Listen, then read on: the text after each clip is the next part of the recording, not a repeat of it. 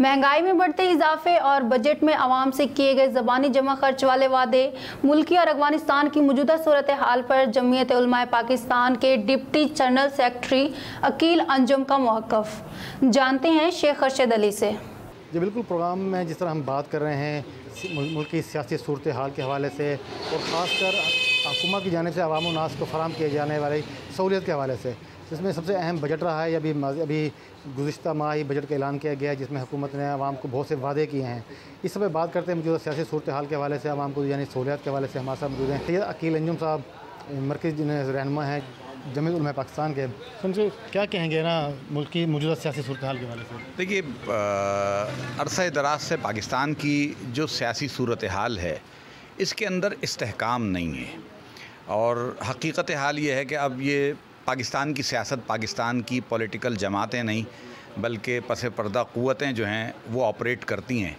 और इस ऑपरेशन की वजह से पाकिस्तान में तमाम सियासी जमातें भी और तमाम सियासी लोग भी अदम इस्तेहकाम का शिकार भी हैं और पाकिस्तानी अवाम भी अदम इस्तेहकाम का शिकार है। हुकूमत की जानिब से बड़ा अहम वादे किए गए बजट में, लेकिन हम देख रहे हैं जो बजट में बात की गई हुकूमत की जानिब से, उसकी नफ़ी करते हुए फ़ौरन ही पेट्रोल की कीमतें बढ़ा दी गई, जिससे आवाम पर और बोझ में इजाफा हो रहा है, महंगाई और बढ़ रही है। इस हवाले से क्या कहेंगे? वो गालिब ने कहा था कि कर्ज़ की पीते थे मैं और ये कहते थे हम, रंग लाएगी हमारी फाका मस्ती एक दिन।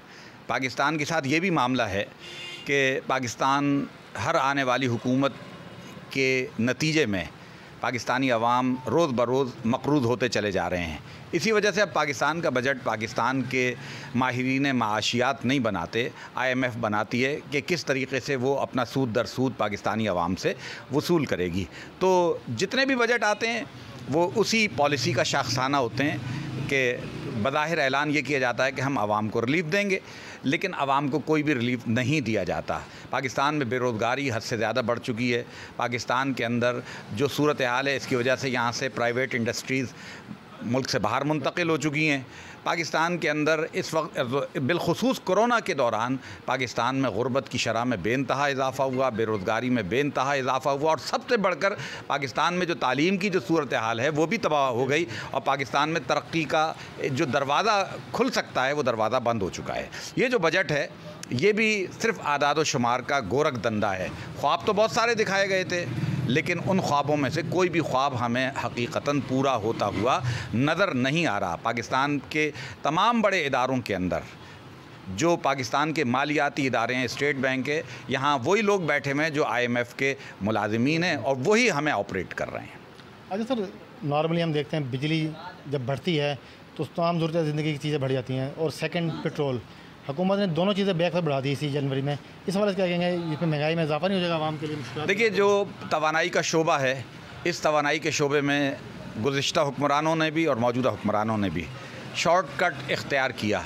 पाकिस्तान की ज़रूरत थी कालाबाग डैम, पाकिस्तान की ज़रूरत थी पानी की के मसाइल को भी हल करने के लिए और तवानाई के मसाइल को हल करने के लिए भी कि डैम्स बनाए जाते और उनके ज़रिए हमें सस्ती बिजली हासिल होती। हम दुनिया की महंगी तरीन बिजली डीज़ल जलाकर बिजली हासिल करते हैं और हम पर IMF का दबाव भी होता है, क्योंकि वो कर्ज़ा हम लेते हैं कि हमारे कर्ज़े या हमारी सूद की जो इक़सात हैं उनको अदा करने के लिए पाकिस्तानी अवाम पर दबाव डाला जाए।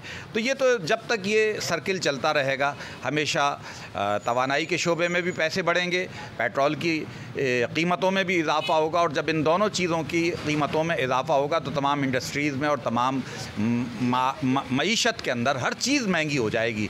जो इनसे रिलेटेड है या इररिलेटेड है उसमें इजाफ़ा होगा।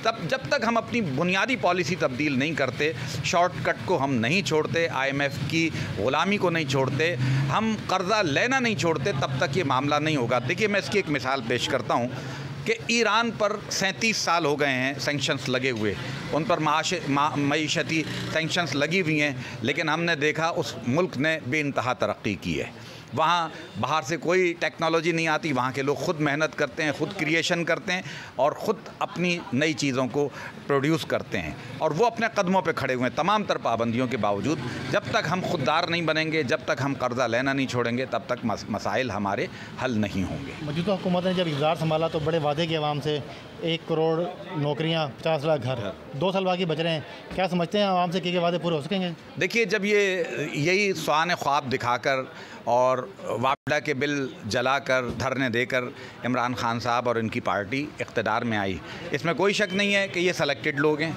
और इन्होंने जो ख्वाब दिखाए थे ये इनके इलेक्शन एजेंडा का हिस्सा थे। अमली तौर पर ये कुछ भी नहीं कर सके।